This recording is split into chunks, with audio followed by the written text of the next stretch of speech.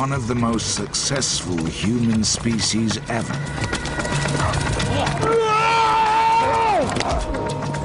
For 250,000 years, they dominated Europe, a continent ravaged by ice ages and stalked by wild animals.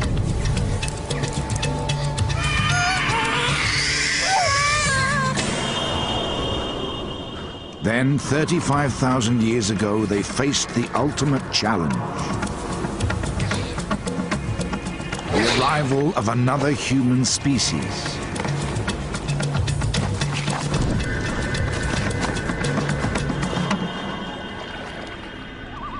This is the story of the last time two different species of human shared this planet. Only one of them would survive.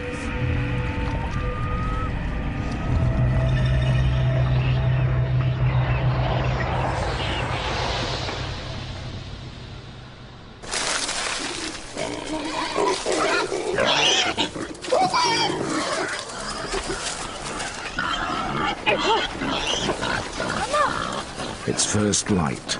The daily routine has already begun.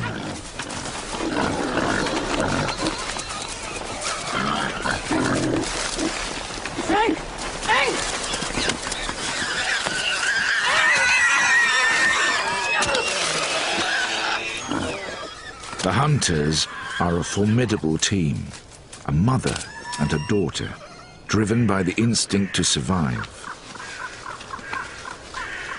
Their kill will provide food and much more besides.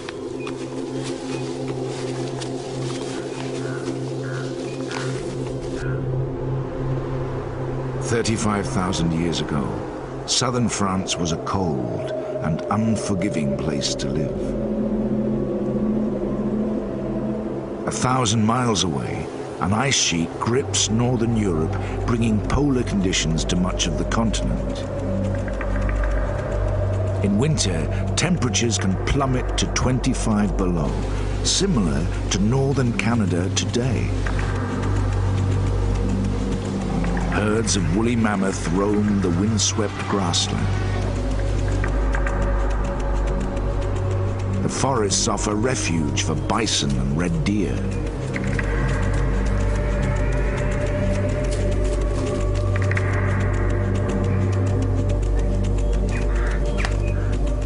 And limestone caves provide shelter for the people of this valley.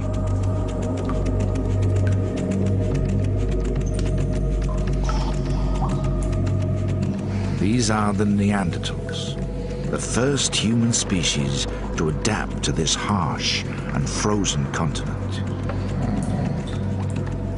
Their lives are among the toughest ever endured by human beings, but they are well equipped for survival here. Their small clan places little stress on the environment. Close ties bind them together.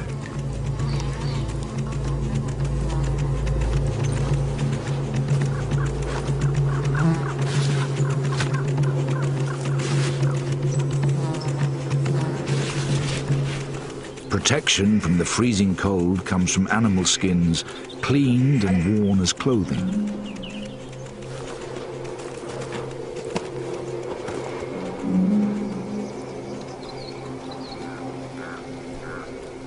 To prepare the skin, the mother first scrapes off fat and sinew with a sharp flint blade.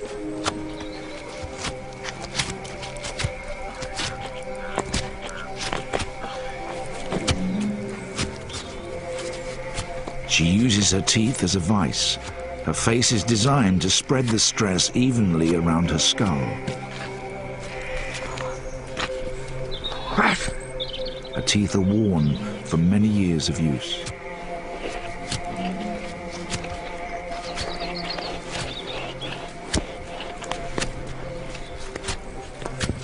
There are only 2 women in the clan. An old man, 3 adult males and a young boy make up the 7-strong family group.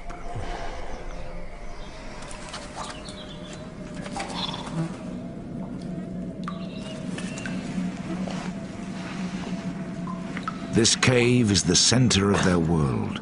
Within its walls, they sleep, eat, butcher meat, and even defecate.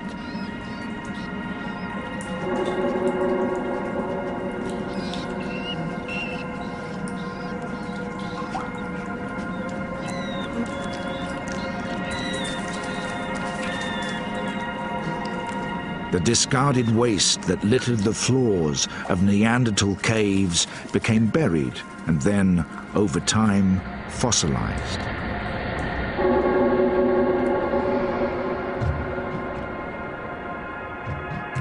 It has become priceless evidence that has revolutionized our vision of the Neanderthals.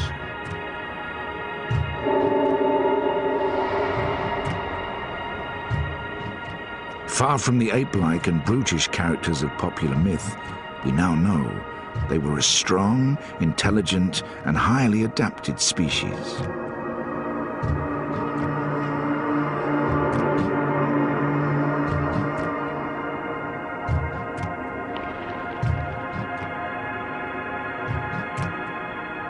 The latest scientific techniques have revealed incredible details about their lives.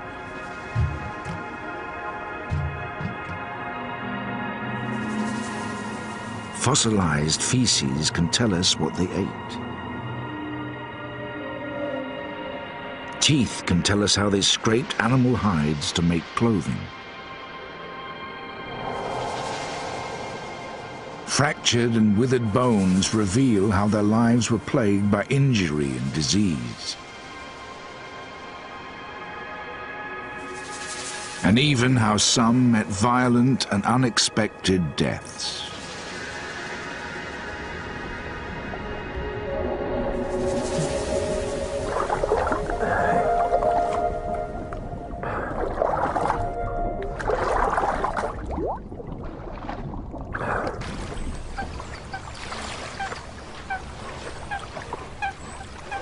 Two generations divide the old man and the young boy, but they have one thing in common. In this harsh climate, they are the most vulnerable.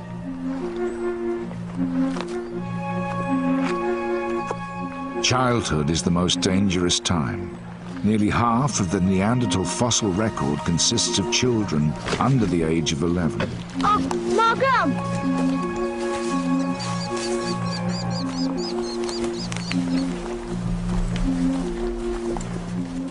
At 5 years old, this boy has only just been weaned from his mother's breast. Pleine. Yet his brain is the size of a modern-day adult. His physical skills are advanced.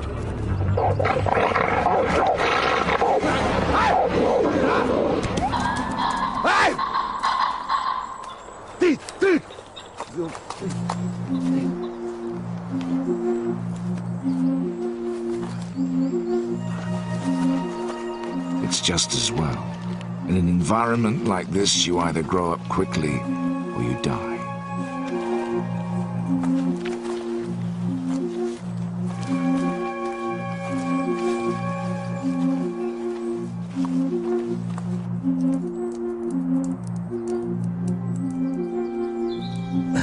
For the oldest member of the clan, life is no less precarious.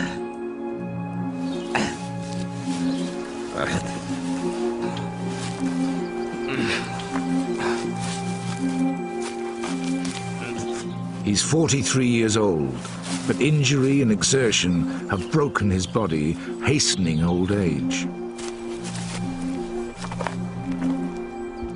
Already he's living on borrowed time. 4 out of 5 Neanderthals never get to see their 40th birthday.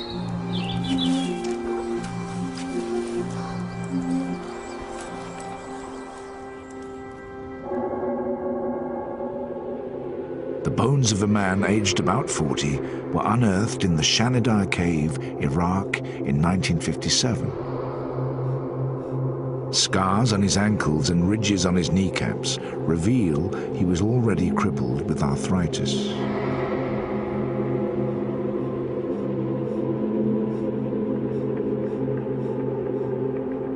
He had multiple fractures to his upper right arm.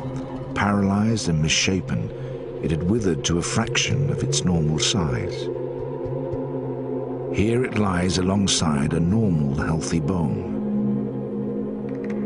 The lower half of the arm is completely missing, severed above the elbow by some traumatic event in his life.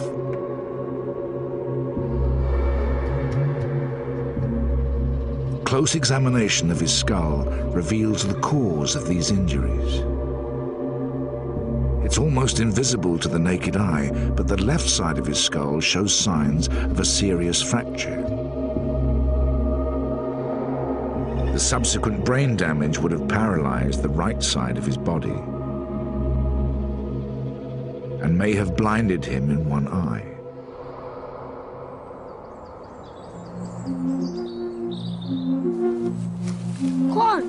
Done.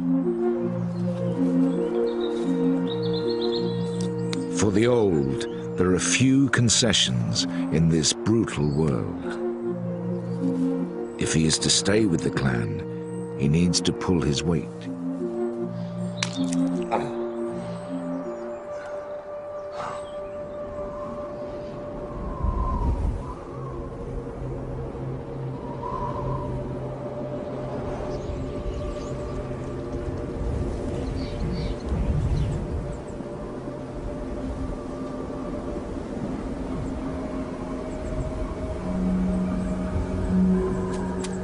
Neanderthals are a territorial species. This clan's territory is around 27 square miles, the range of an average day's hunt. Some distance from the cave, the clan's 3 brothers have picked up the scent of prey.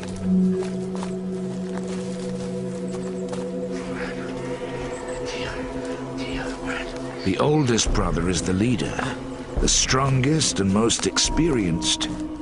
He orchestrates the hunt.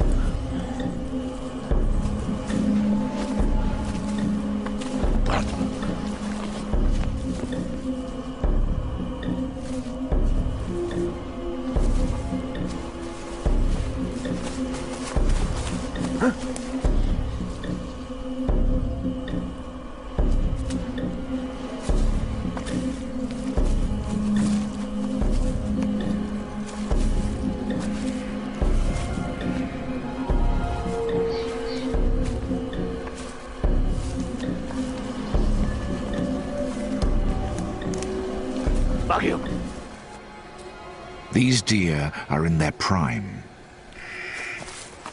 Nutritionally, they're more valuable than old or sickly prey, but also much harder to catch.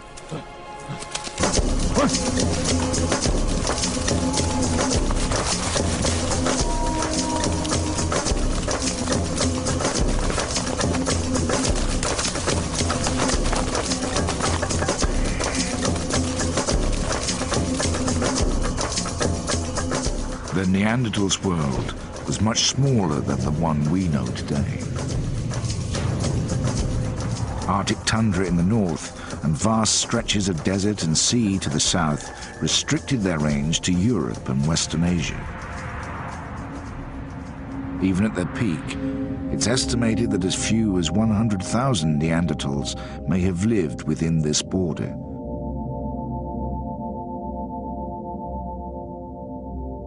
Bones and artifacts have been found as far south as Israel, in Uzbekistan and the Ukraine in the east, in Poland, Germany, and even Wales in the north, to Portugal in the far west. But southwest France was one of the most densely populated regions, home to as many as 3,000 Neanderthals.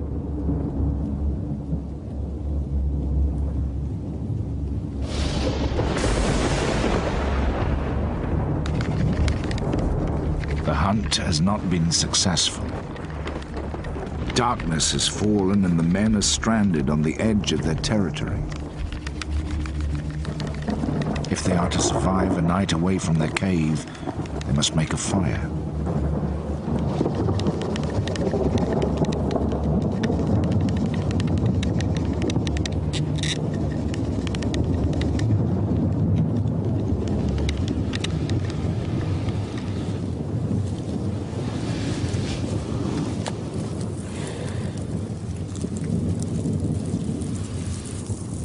Neanderthals were not the first to use fire.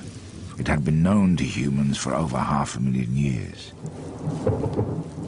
But their skill in harnessing it is key to their survival in this frozen continent. Fire provides warmth, of course. At night, temperatures can fall by 10 degrees. But in the open, fire is also their main means of protection.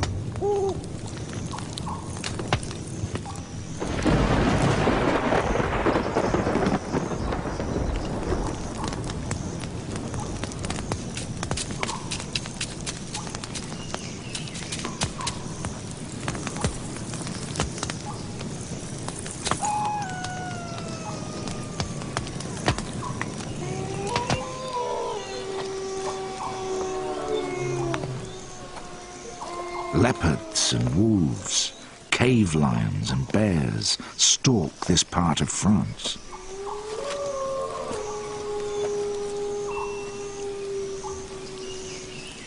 Neanderthals are not just the predators, they are also the prey.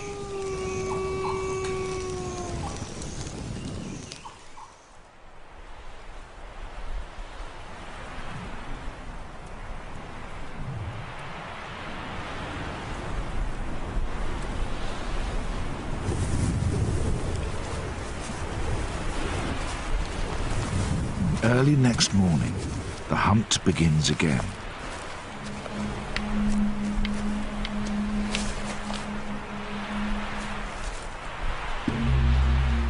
This time their target is neither deer nor bison.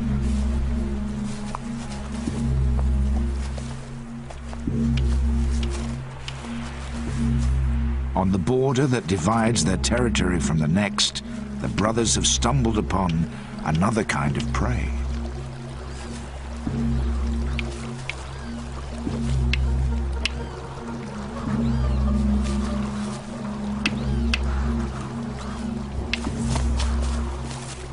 One more precious to the long-term survival of their clan.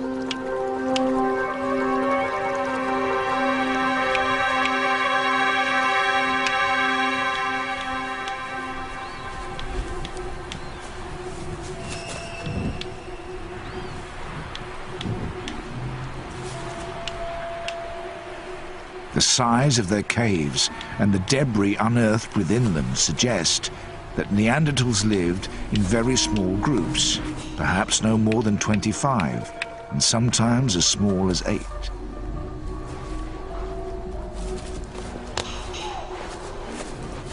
Small enough to avoid putting pressure on scarce resources, but too small to ensure the survival of the species without some interaction with other groups.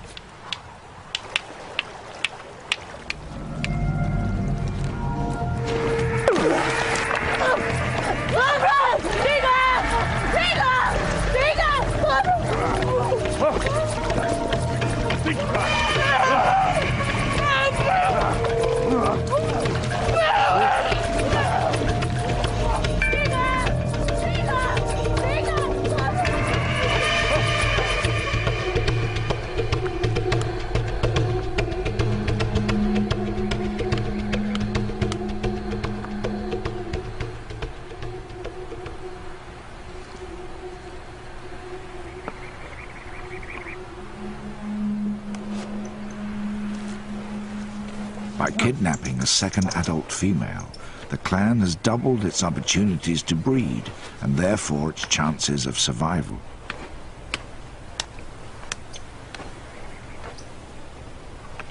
The fact that Neanderthals were territorial makes it likely they were male kin bonded, organized around fathers, brothers and sons. It's a giant. Women were probably transient, moving from clan to clan.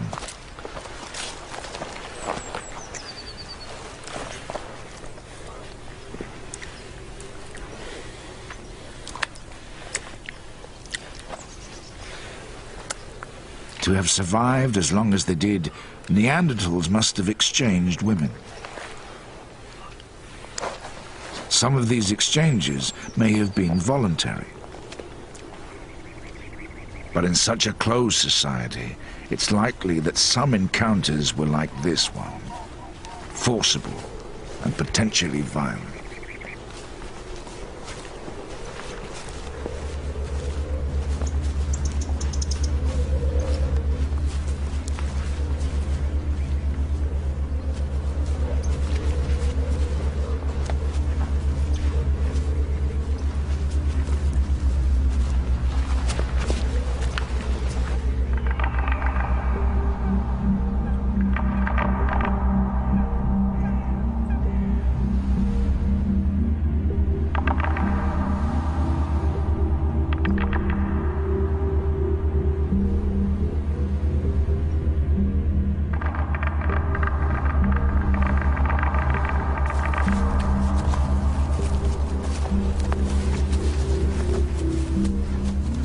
The men returned to the cave after 3 days hunting. It's a drive. It's the drive.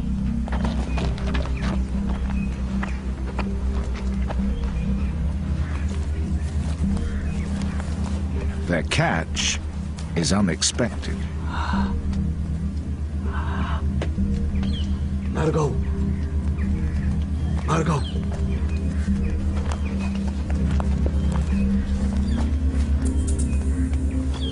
To the dominant female, the newcomer poses a threat to her position in the clan. She must quickly assert her authority.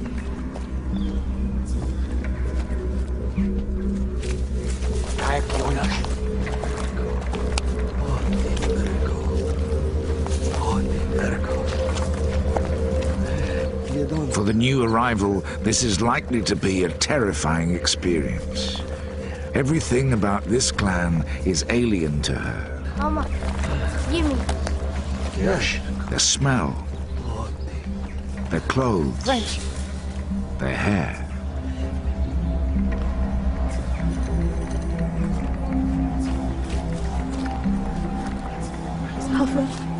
Even their language.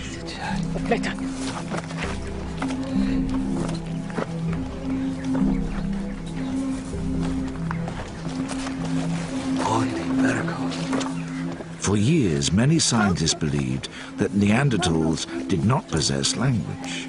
Mama, give me. They assumed that, like other primates, they communicated using only gestures and calls.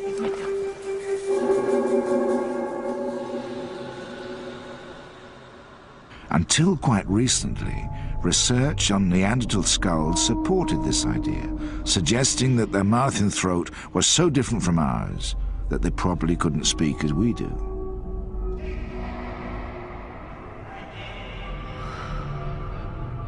But in 1983, a discovery at Kibara Cave in Israel turned this debate on its head. These 3 tiny fossils make up a bone called the hyoid. They sit in the throat, holding the muscles and flesh of the vocal mechanism in place. The Neanderthal hyoid is almost identical to ours and is the most compelling evidence yet that their throat was designed for speech. It may well have been more limited than ours, but it now seems certain that Neanderthals had a language of their own.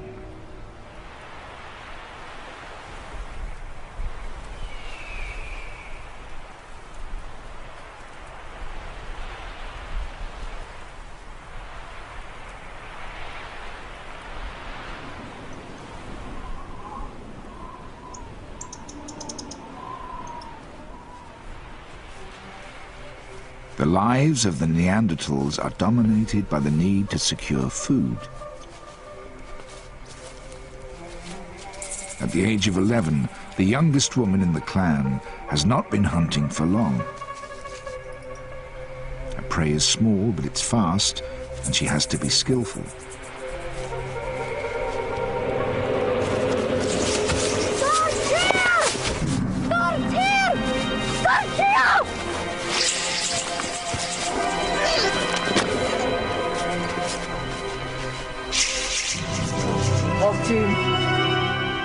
The next decade or so will be her prime hunting years, assuming, of course, that she lives that long.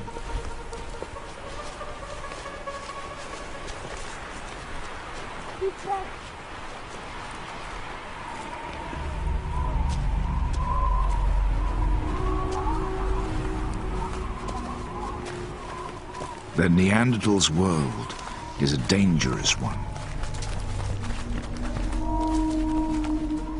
Almost all the adult fossils discovered so far reveal some kind of serious injury.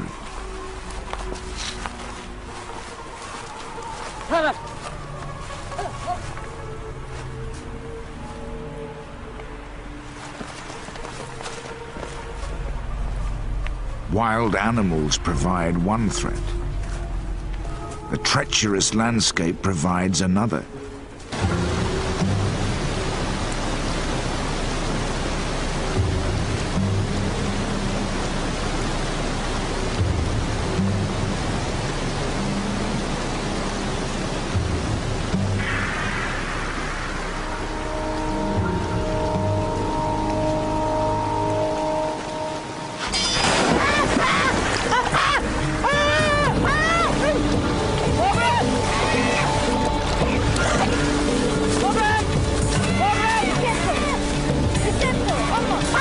Meltwater from snow has swelled the volume of the river.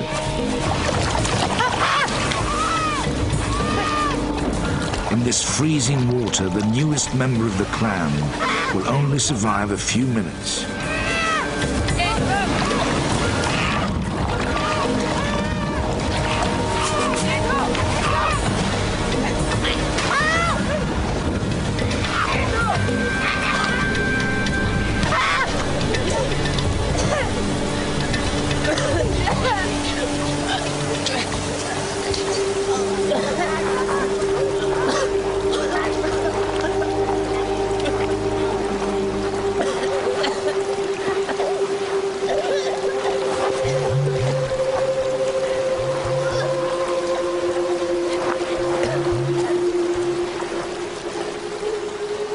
This rescue has a selfish motive.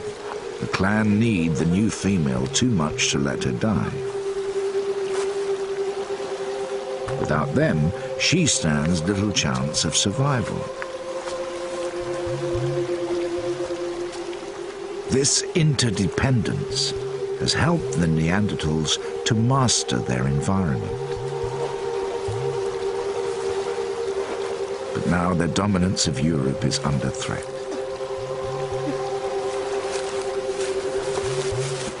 In the last few thousand years, a new species has arrived here.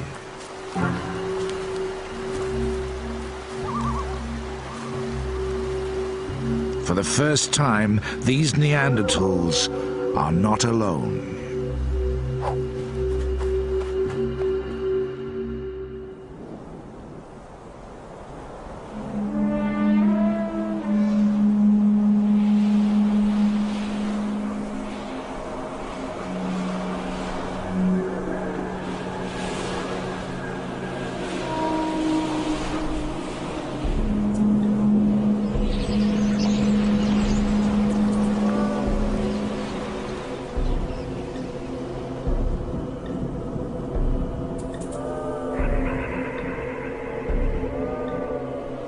The men have returned to the hunt.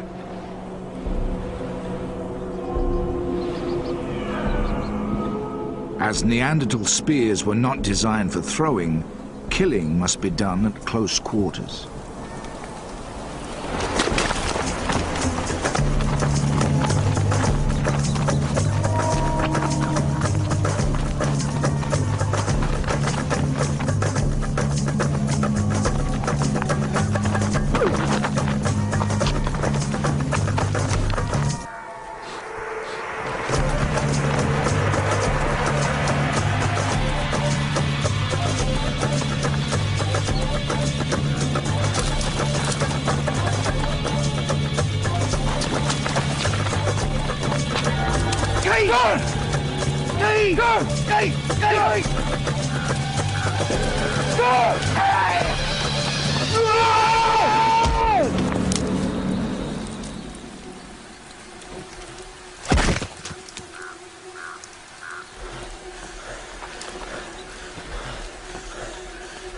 Driving the deer over a cliff makes it less likely that the men will injure themselves.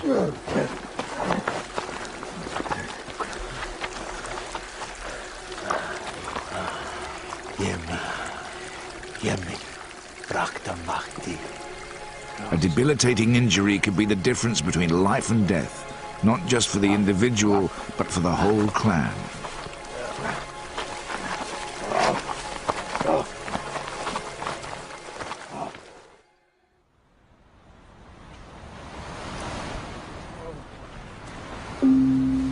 All that remains is to carry the kill the 6 miles back to the cave.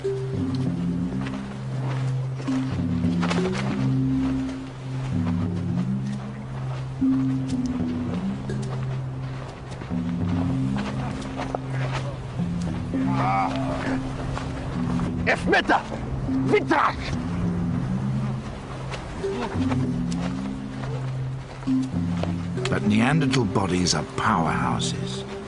They've evolved to take this kind of strain.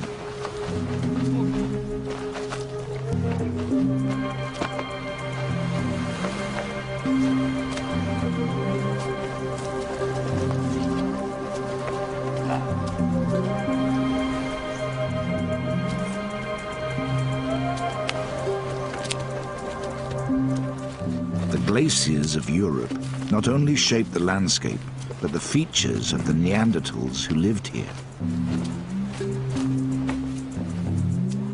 Their bones grew strong in direct response to the stress they were subjected to. The walls of Neanderthal leg bones are particularly thick. Joints around the elbow, hip and knee are also enlarged. Shaped by the habitual pressure of living life as a Neanderthal, they also show signs of bowing.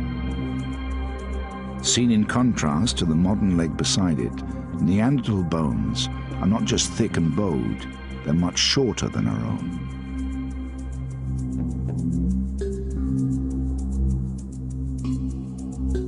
Short, heavy bodies reduce the skin's surface area, helping to maintain a high body temperature. Even their noses evolved to cope with the extreme cold weather.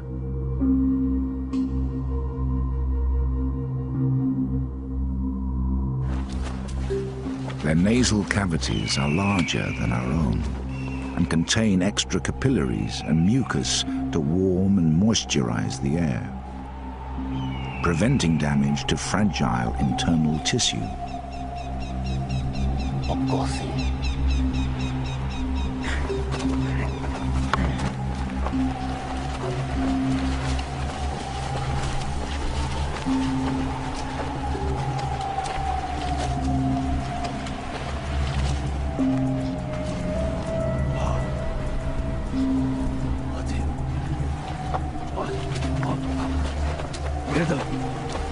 This combination of features makes Neanderthals the first human species specifically adapted to a cold climate.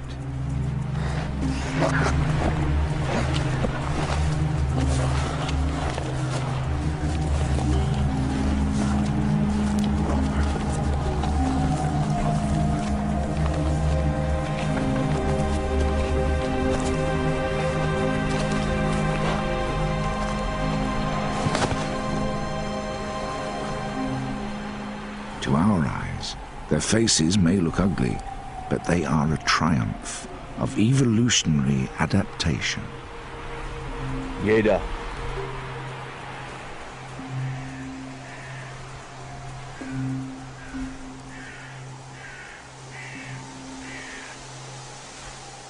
Now, the Neanderthals face a threat for which evolution has not prepared them.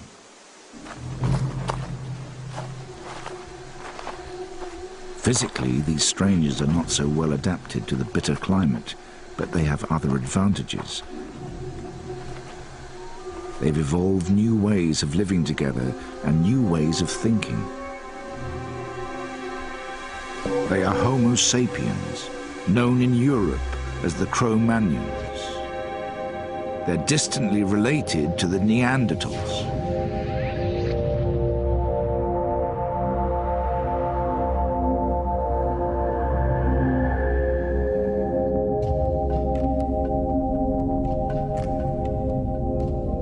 One and a half million years ago, a human species called Homo erectus emerged from Africa into Asia and later into Europe. Over thousands of years, deserts, glaciers, and vast inland seas isolated the species. In the cold, harsh conditions of northern Europe, a new cold-adapted species evolved, the Neanderthals. Meanwhile, in subtropical Africa, a warm-adapted species evolved. 100,000 years ago, they expanded as far as the Middle East. 45,000 years ago, the weather turned warmer, opening up a route into Europe. And so, 10,000 years after they set out from the Middle East, the Cro-Magnons arrived in southern France. For now, their numbers are small. This advance party is scouting for new territory. These fertile river valleys in the south of France are perfect, except for one thing. This is the stronghold of the Neanderthals.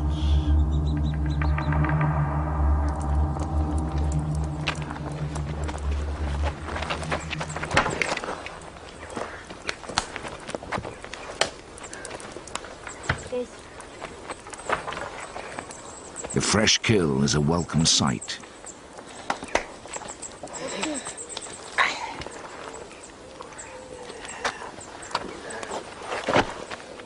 To cope with the physical demands of their life, each adult Neanderthal needs to consume up to 4,000 calories per day. In the depths of winter, this can rise to as much as 7,000 calories, almost 3 times the amount we eat today.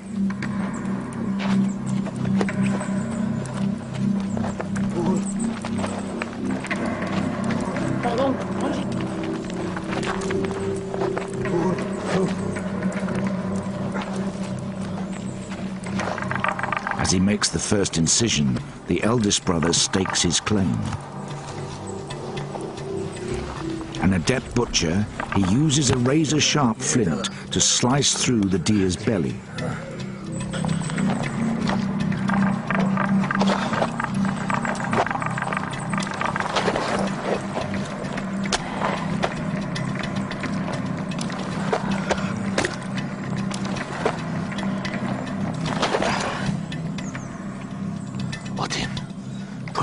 Today, meat makes up about 12% of the European diet. The Neanderthal diet was very different. By analyzing ground-up pieces of bone, we can tell a lot about what Neanderthals ate. Extremely high levels of carbon and nitrogen confirm that meat made up the bulk of their diet. Fossilized feces, known as coprolites, support this view. Coprolites have recently been unearthed in Gibraltar. Believed to be Neanderthal, they consist almost entirely of the remnants of meat. The meat has been well digested, suggesting that Neanderthals' bodies evolved specifically to cope with such a diet. Scientists now estimate that 85% of a Neanderthal's food was meat, on a par with carnivores like wolves. No part of this animal will be wasted. The skin will be worked to make clothing. Sinew will be dried and used as rope. The skull will be smashed open to get at the brain, the tongue, and even the succulent eyeballs.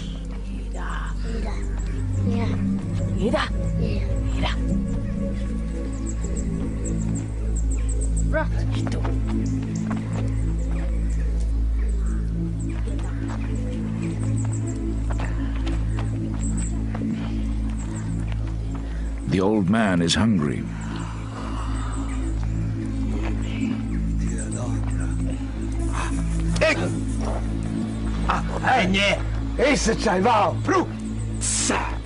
But his position within the pecking order means he has to wait his turn.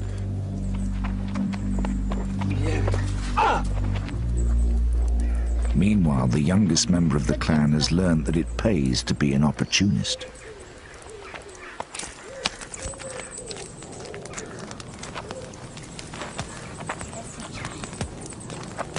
Inside the cave is a dumping ground, where the younger brothers butcher the deer.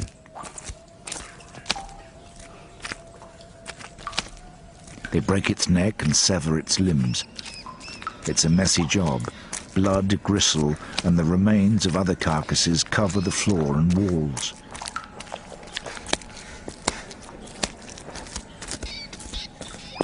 But better to do it here than outside, where the smell of fresh meat could attract predators.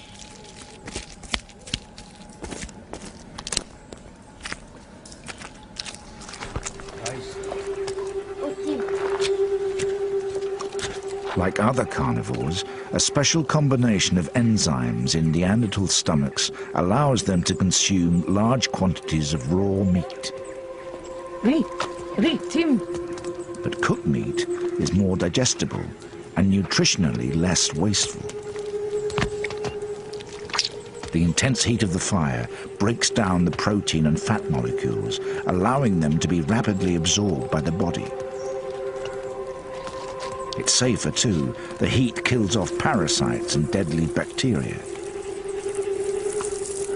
The Neanderthals' ability to cook gives them the edge over the other predators that share their world.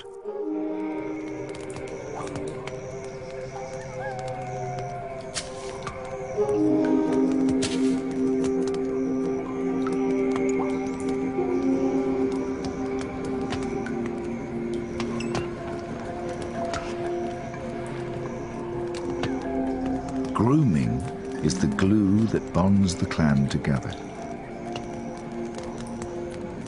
It's a form of communication, demonstrating loyalty, affection, and trust.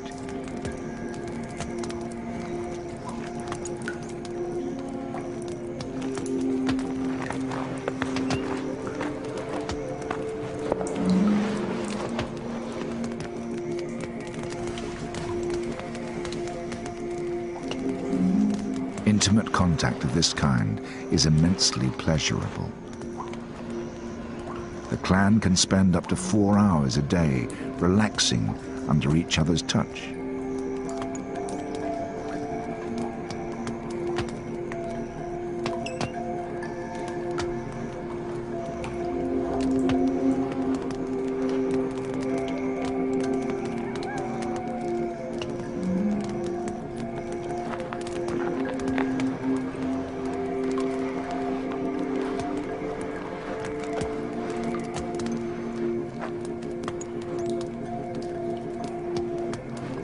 These strong emotional ties have forged the clan into a resilient, self-sufficient unit. This unit has ensured their survival until now.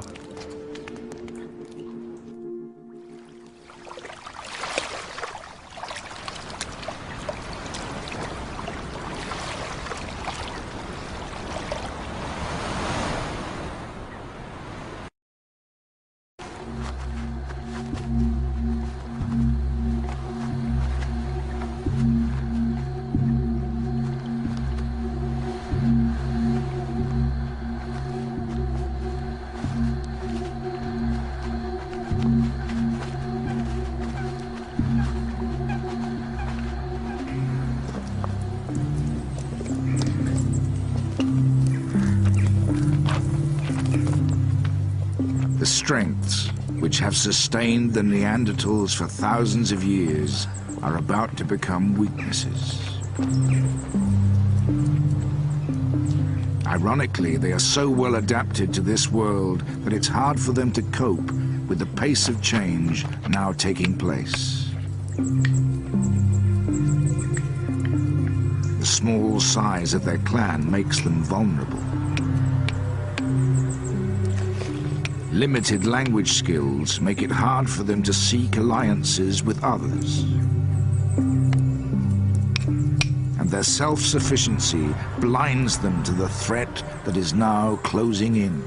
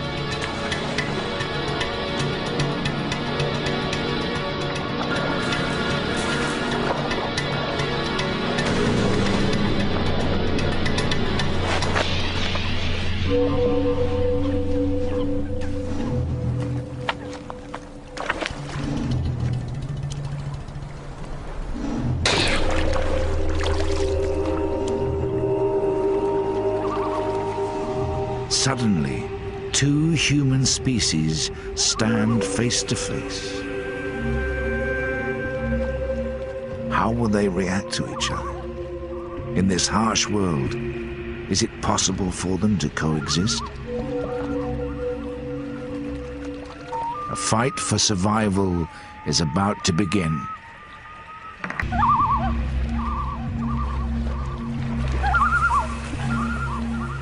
Nothing in this Neanderthal's life could have prepared him for this encounter.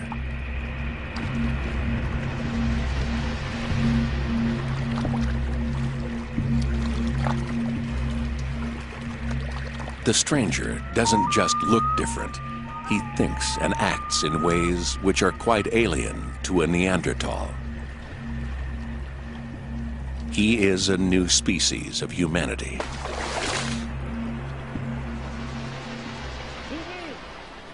A Homo sapien, known in Europe as a Cro-Magnon.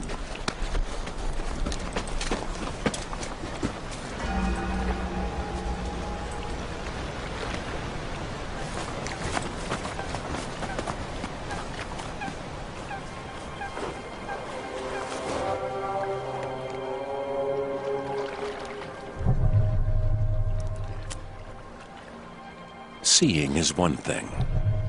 Comprehending is another.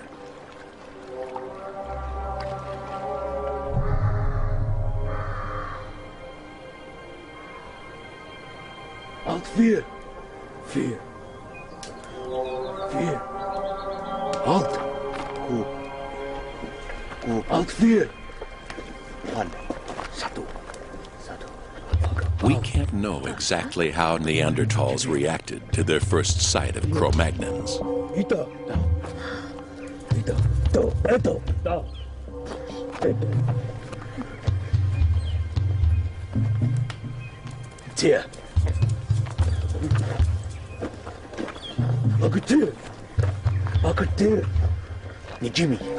But coming from such a sheltered world, it may be that they simply did not understand the significance of what they saw.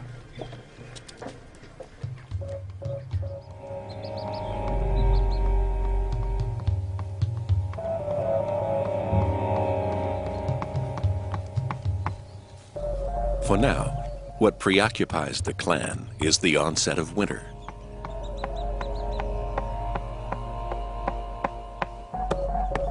They are one of the smaller clans living in this part of France. The old man and the young boy, 3 adult men and 3 women are the entire family group. All of them will need to play their part if they're to survive the next few months.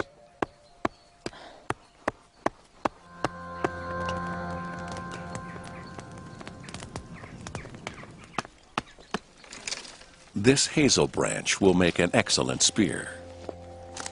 But the young female will soon be taking a break from hunting. She's almost 8 months pregnant.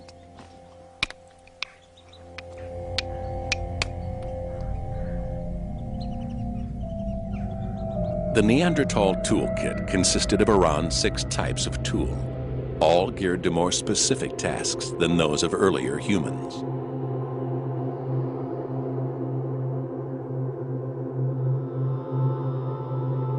Hand axes, shaped to fit snugly in the palm of a hand, acted as a multi-purpose tool used to crush bones and cut wood. Side scrapers were used to prepare and soften animal skins. Triangular points were used as knives, or could be hafted to make tips for spears. The Lavallois blade was their greatest technological achievement. Some had cutting edges just 1 molecule thick, 5 times sharper than a surgeon's scalpel.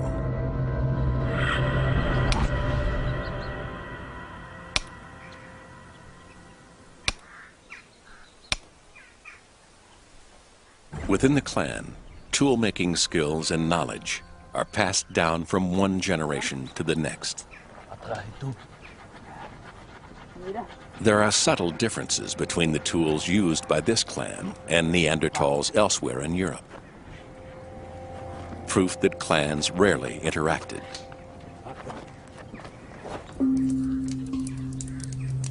The dominant female strengthens her spear in the flame. It's an effective weapon, but not a new one. It's been around for 500,000 years, even longer than the Neanderthals themselves.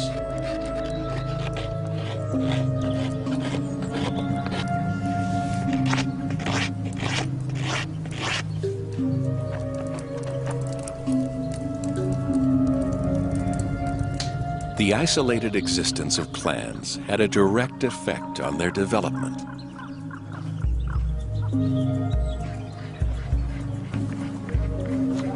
Limited interaction meant there was little chance to exchange new ideas and techniques.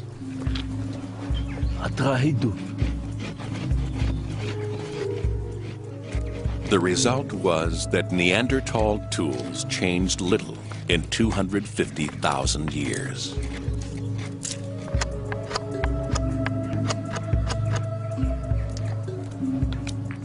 The dominant male uses tree resin to fix the point to the shaft of his spear, and sinew to bind it. It's a sophisticated weapon, capable of lacerating the thickest hide, but it's too heavy to throw very far and exposes him to the dangers of close-quarter hunting.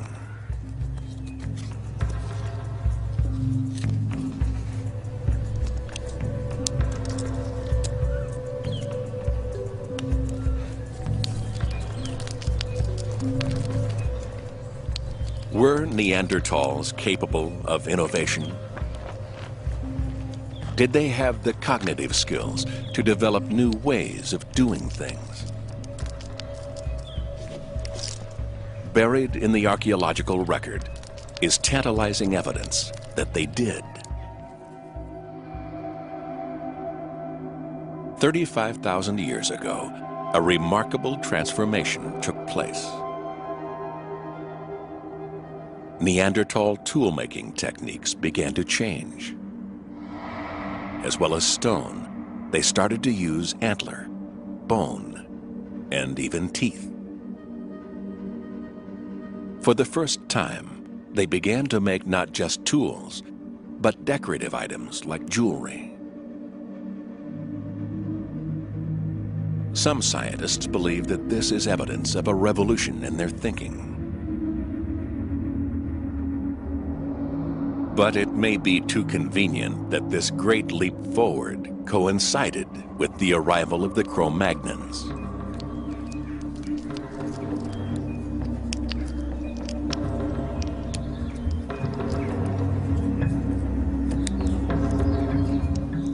The Neanderthals may simply have been copying Cro-Magnon techniques without ever grasping what these signs and symbols really meant.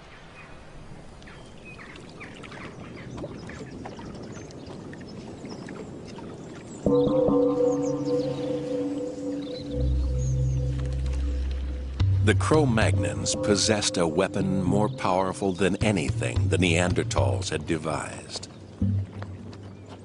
A brain which, while no bigger than a Neanderthal's brain, was capable of new ways of thinking.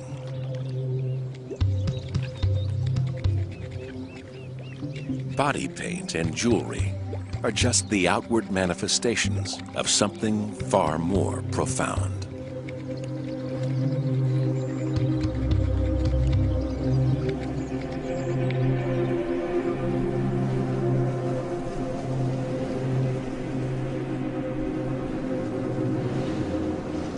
Winter has arrived. Red deer have migrated south in search of warmer weather. The balance between the food supply and the needs of the clan is delicate at the best of times. The arrival of the Cro-Magnons now threatens to tip the scales.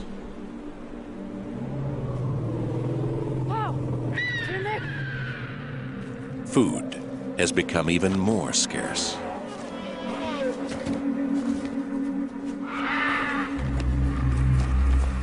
Tyrmek, zet op hou! Heb timmer!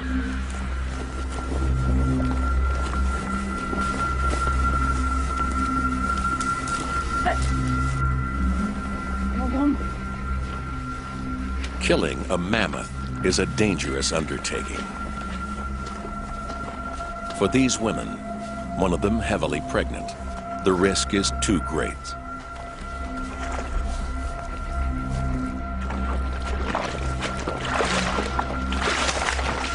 Instead, they turn to scavenging.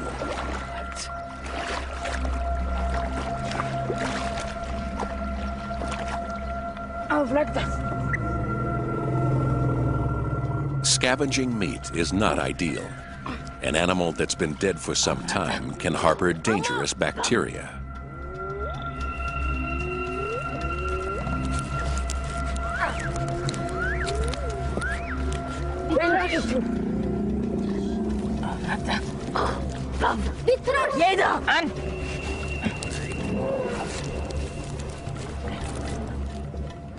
Fortunately, this animal has not been dead for long.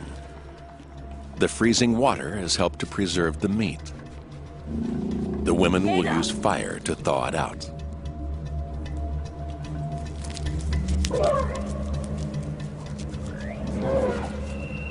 Soon, other scavengers will be on the scene.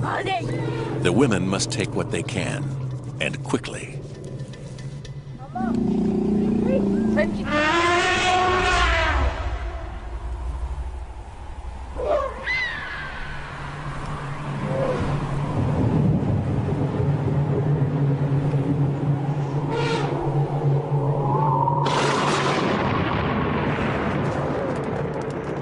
As day turns to night, temperatures plummet below zero.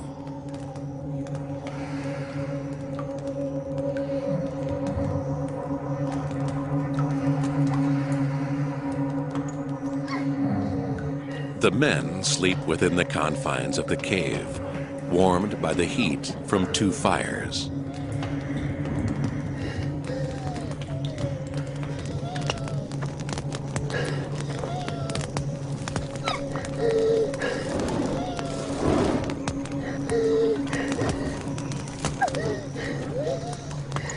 But for the clan's women, there will be no rest tonight.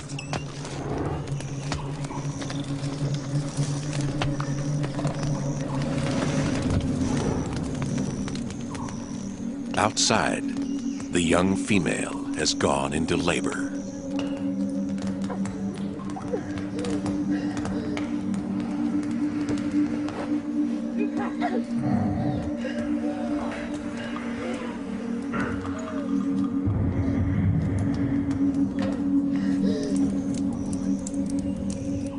This is a dangerous time for her.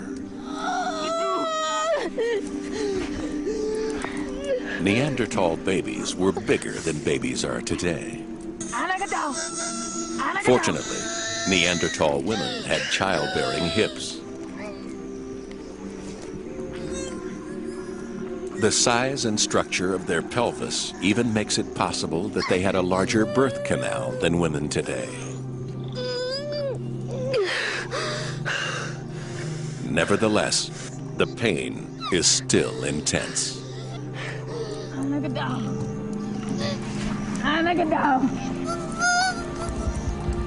Rika! Rika! Rika! Rika!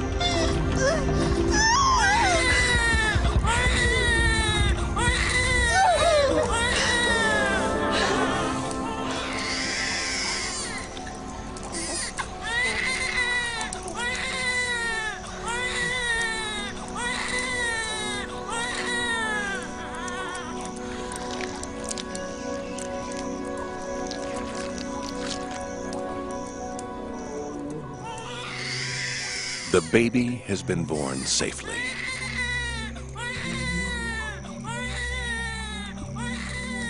But its fight for life is not yet over.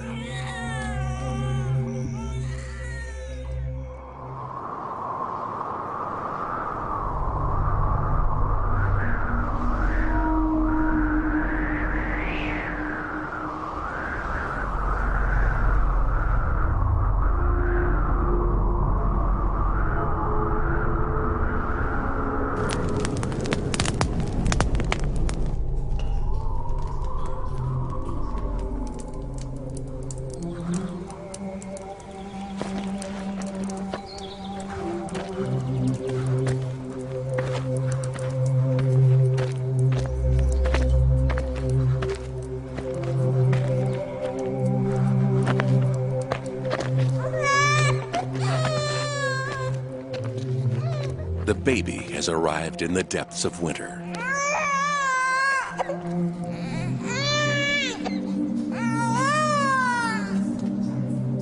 It's a bad sign for the clan.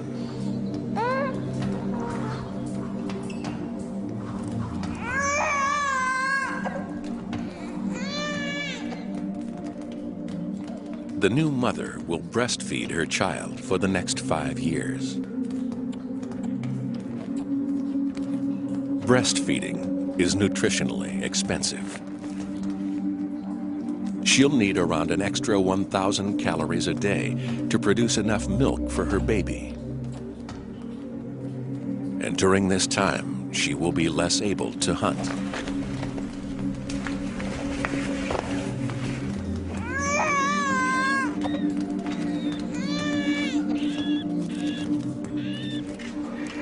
The group will have to provide for her.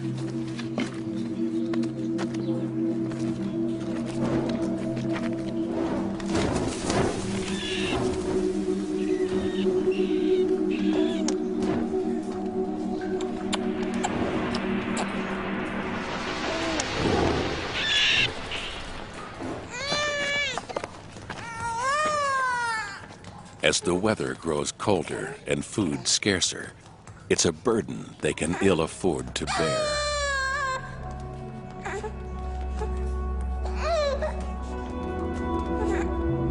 Nearly half of Neanderthal children died before reaching adolescence. Fragments of skeletons and skulls, many with their adult teeth still not descended from their gums, make up much of the fossil record. Defects in their dental enamel suggest that starvation was one of the greatest killers. But it's the remains of babies that provide the most poignant evidence of how harsh life was. Tiny skeletons have been found in shallow pits, suggesting that their untimely deaths were mourned. However, at a site in Israel in 1983, the skeletons of 2 babies were discovered among animal carcasses and waste,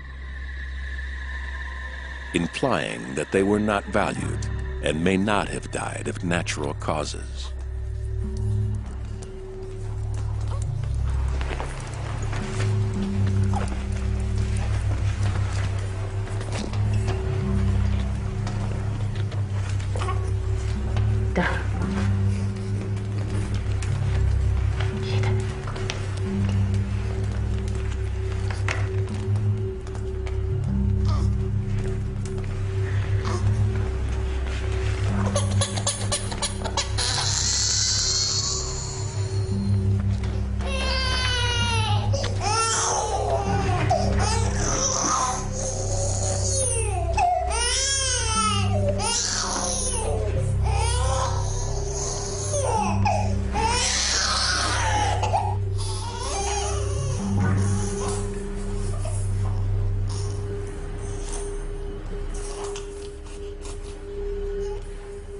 Infanticide may seem brutal, but in some hunter-gatherer groups, it has been known as an established method of birth control for hundreds of years. Only by being this ruthless is the clan able to survive at all.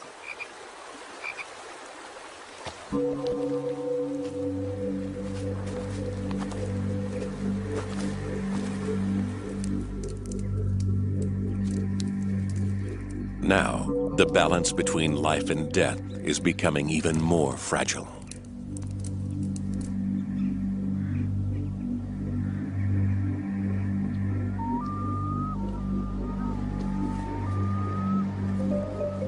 For the first time, the Neanderthals have competition.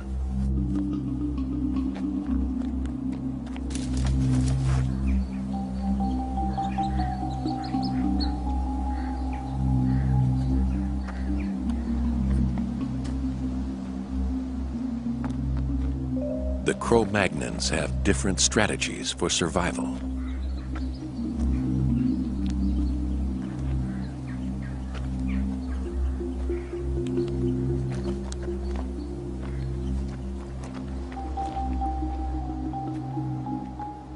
Socially adaptive and competitive, they have colonized much of the continent.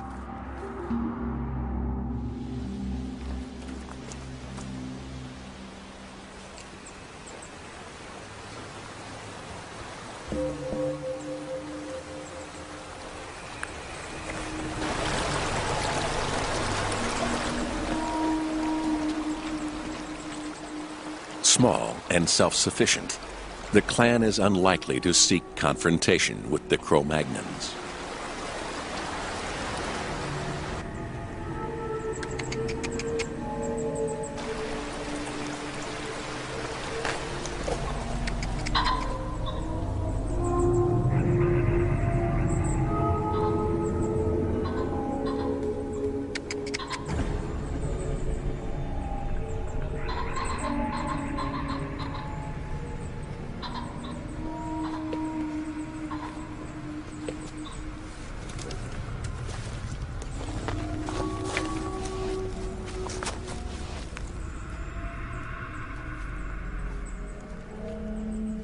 Evidence suggests that in some parts of Europe, the two species did coexist, apparently peacefully, for many generations.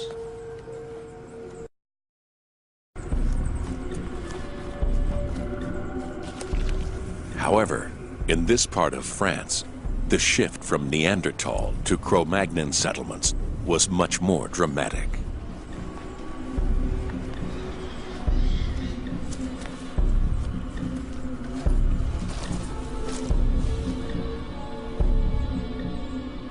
One of the last parts of Europe to be colonized, these fertile valleys were worth fighting for.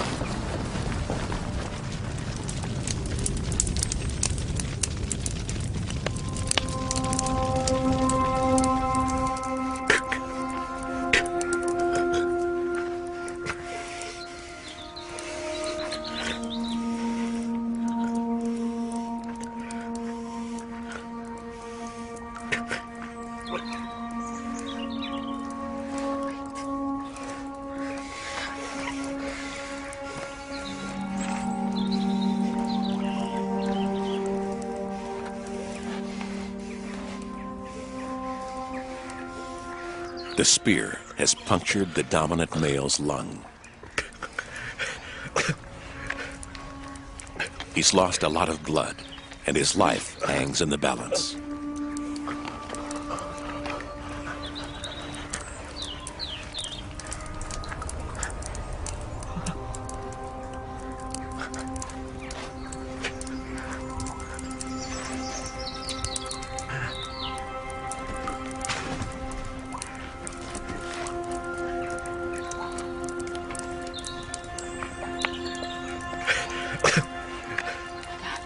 The clan rallies around him. Their whole future is at stake.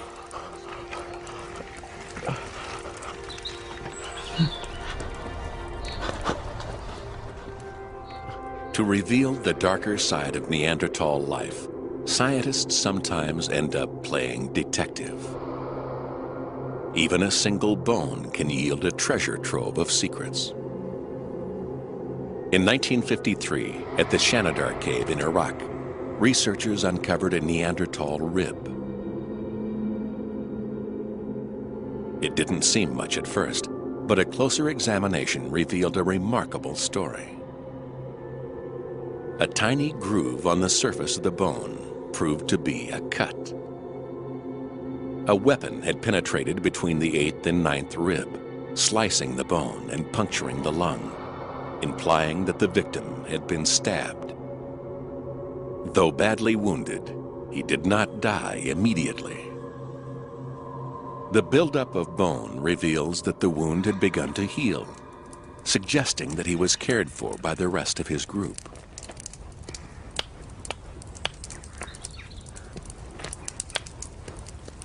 The members of the clan know a great deal about the healing properties of plants. Sphagnum moss is used to disinfect the wound. Comfrey leaves promote the growth of bone. Both grow close to their cave.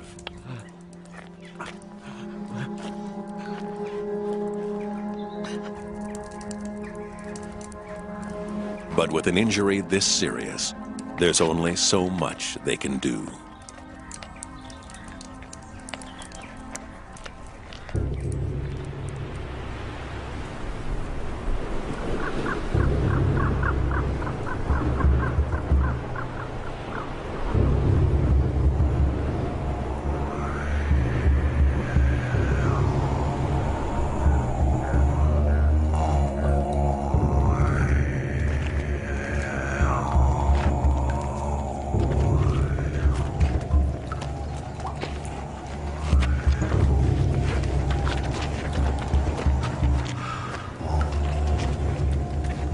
Three weeks have passed. The dominant male is dead.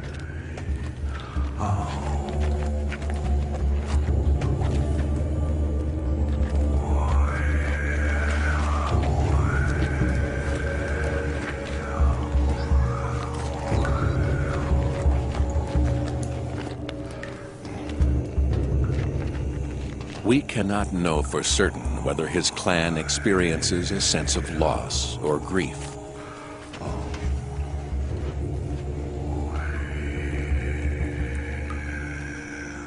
Or whether they have any sense of an afterlife.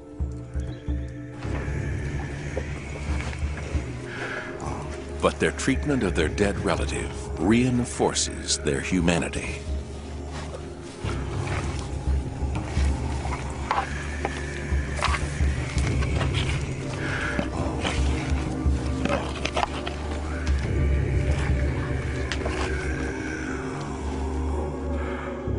A partial skeleton lies in a shallow pit in the floor. His right arm folded over his chest, his left hand on his stomach.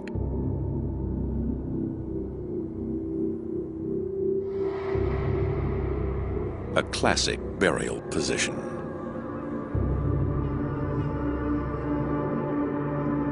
This body, found in a cave in Israel in 1983, has been the subject of much debate. Scattered around him were animal bones and teeth. Some scientists claim this is evidence of ritual. In another grave in Iraq, traces of pollen suggest that flowers might have been placed in the grave. But these claims are controversial.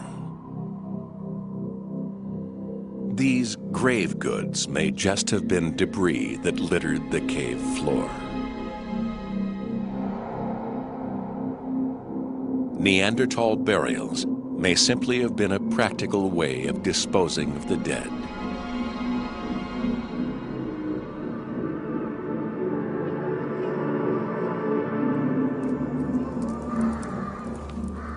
Or was it something more humane?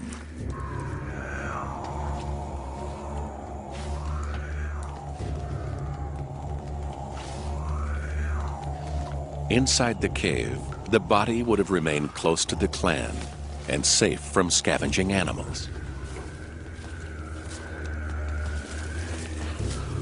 With their leader dead, the dominant role now falls to his younger brother. He faces a tough choice. To remain in the cave and risk further confrontation with the Cro-Magnons, or to leave behind the center of the only world they've ever known.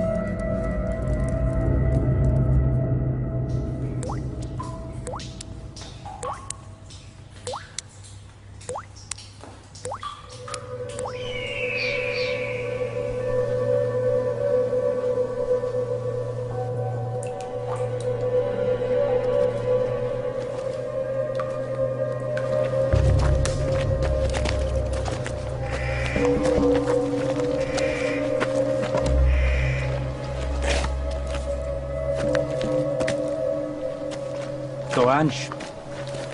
Bered, not 6 kun. Becky. The Cro-Magnons take over the deserted cave. They'll use it as a temporary settlement until the rest of their group arrives.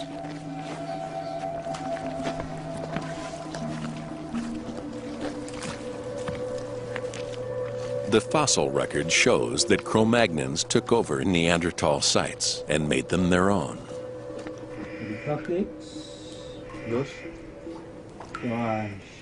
Now, modern man has arrived. For the Neanderthals, there is no way back.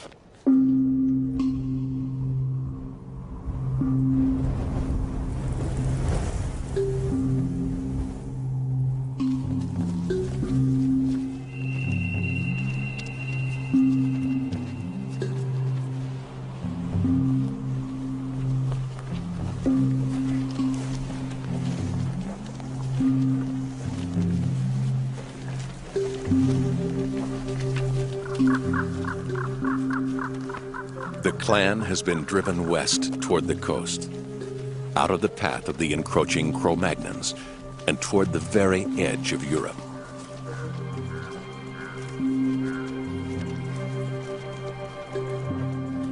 This is uncharted territory for them.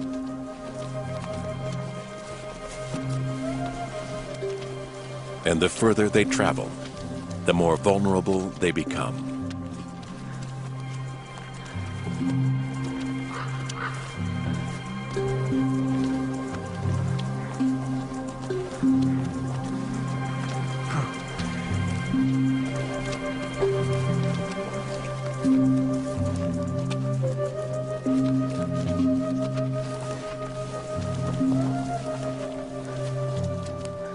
For the young female, the group's newest recruit, this is a journey too far.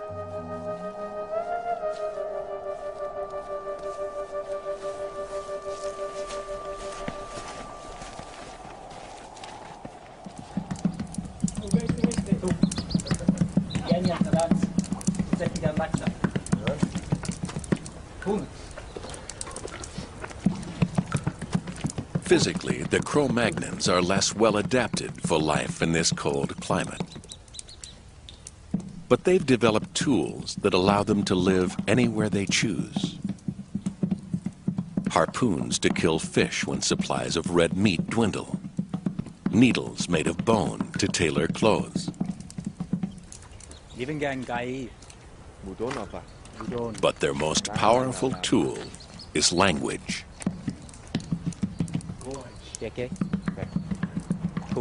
Unlike the Neanderthals, the language of the Cro-Magnons is rich and more complex. It's the trigger for art and culture. It allows individuals to form much larger social groups and to trade goods and form alliances in times of need. These new ways of living had devastating consequences for the Neanderthals. At their peak around 50,000 years ago, an estimated 100,000 Neanderthals lived within this border. But the spread of modern man from Africa and the Middle East was relentless. In groups of up to 100 individuals, the Cro-Magnons colonized Europe's prime locations, monopolizing resources.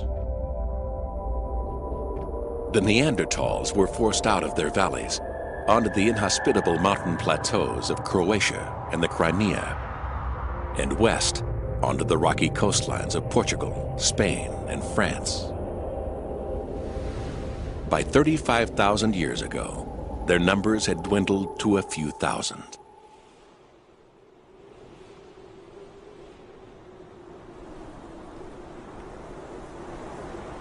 Here on the high ground, there is little vegetation to support animal life, little water, and no natural protection from the weather.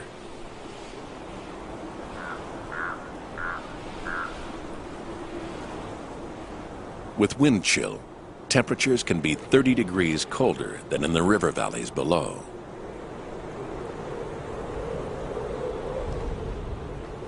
With their short, sturdy bodies, Neanderthals are physically more able to survive here than Cro-Magnons.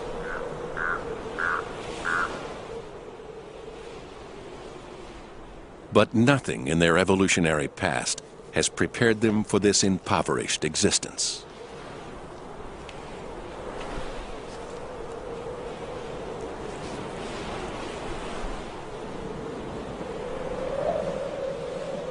They need to eat, but cut off from their territorial hunting grounds, they find it harder to hunt prey.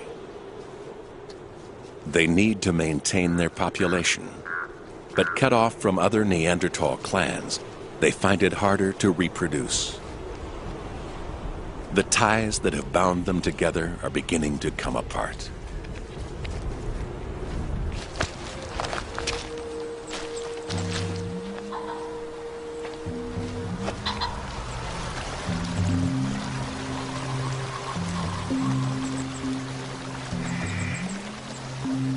Strong, close-knit, isolated, self-sufficient.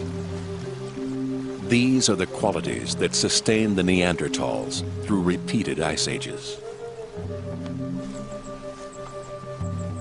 But in the face of competition, these strengths have become weaknesses. And they are helping to seal their fate.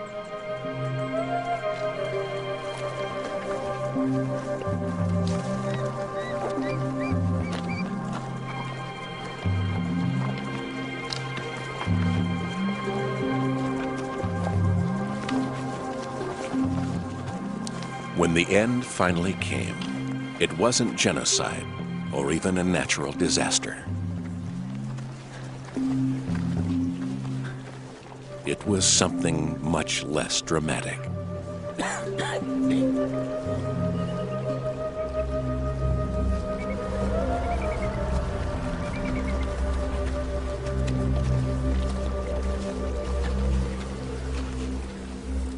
Neanderthals were simply outcompeted by a species which came up with better strategies for survival.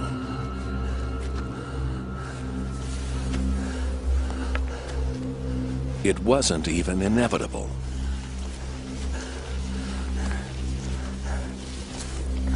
Had Neanderthal birth rates been only 2% higher, or their mortality rates 2% lower, they might not have become extinct at all.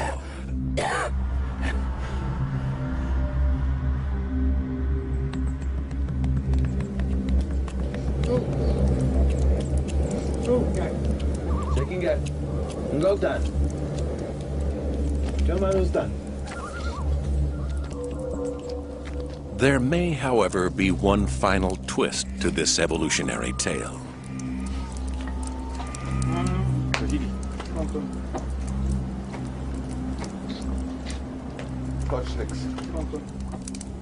Physically and culturally, the Neanderthals and Cro-Magnons were worlds apart.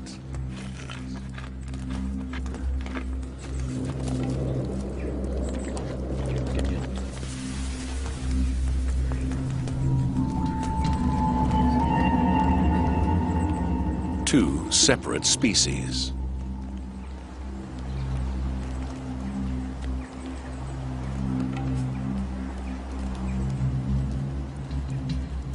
But both human and motivated by the same needs and desires.